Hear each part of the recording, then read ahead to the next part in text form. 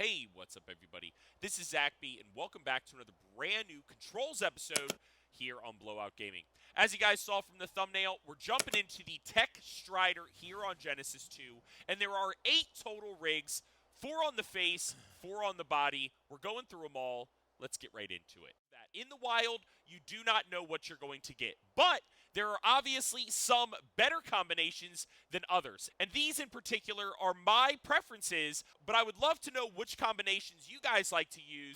Drop those in the comments below. First one I have set up here, guys, has the silencer rig with the shield protector on the body. The second one is the radar with the full shield generator for the body. The third one here is the ultimate weapon. I have the face blasters and the plasma cannon on the body.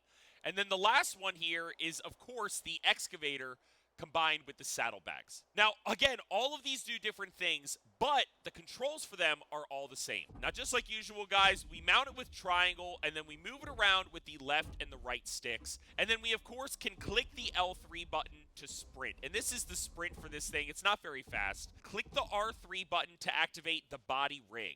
Now, this shield is basically wherever you're aiming your camera, the shield will move to. So if I want it over here, I just click the R3 button. If I want it over here, I click the R3 button again.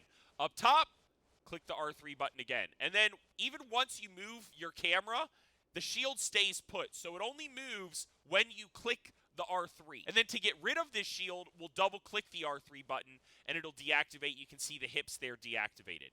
Now, to use the head rig, we're going to press the L2 button, which is going to send out this silencing pulse, which if you're not around any dinos, it does nothing. As you see, nothing's happened. However, once it recharges, and you can see those little blue boxes there down on the left-hand side, the antlers will open back up again, and you can press L2 again. So this blue aura is going to silence you.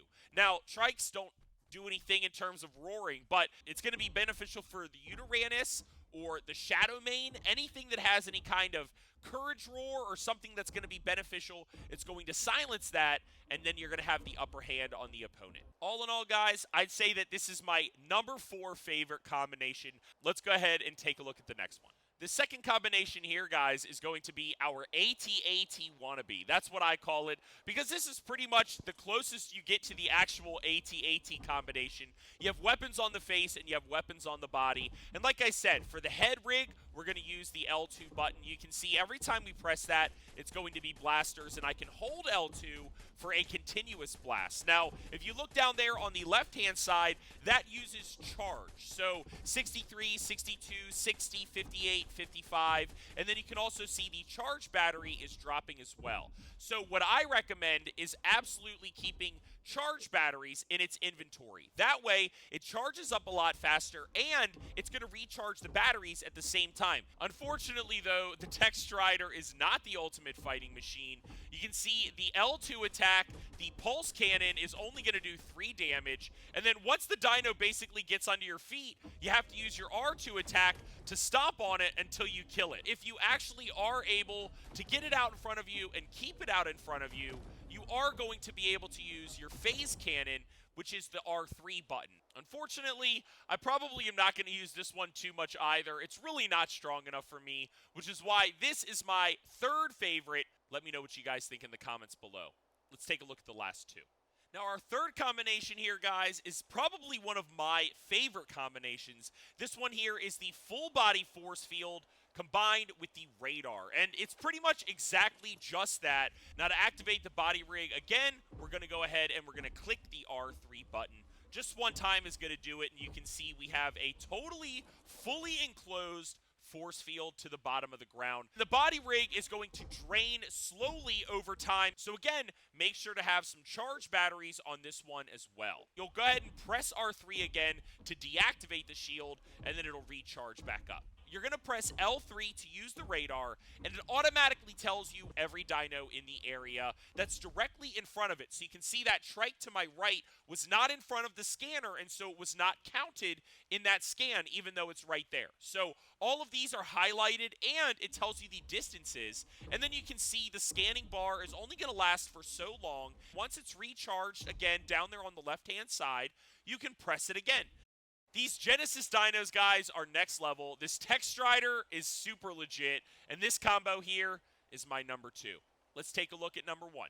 And then the fourth combination, guys, is going to be our excavation rig with our saddlebags, which is pretty much exactly what you think. Now, the most important thing to know about this is that there is no R3 because the saddlebags are always active for you. The only move here with the excavation tool is going to be the L2, which sends out these rays of light continuously. You actually have to press L2 again to stop it from continuously harvesting. So as you guys walk around pointing your head in different directions with the R stick, the Stryder is going to continuously collect all of the resources around it until it is completely full. This is next level. The saddlebags literally reduce your weight by 65%.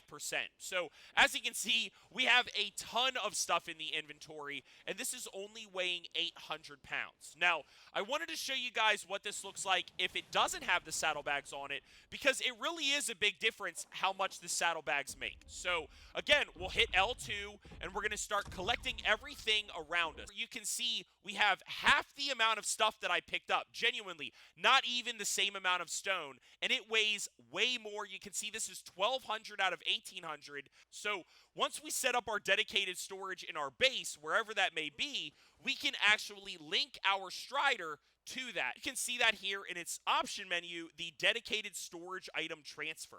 Now this here, link to nearby dedicated storage, this is going to show you guys all of your dedicated storage boxes within a certain area. The range is not too much. However, this is absolutely next level, especially if you don't have the saddlebags, because again, this is totally random. So you might have gotten the excavation tool with the force field like this one here. So if that's the case, guys, and you're overweight, what we do is we dedicated storage and then we just transfer. And it literally says transfer to nearby, complete. Just like that. Let's access the inventory.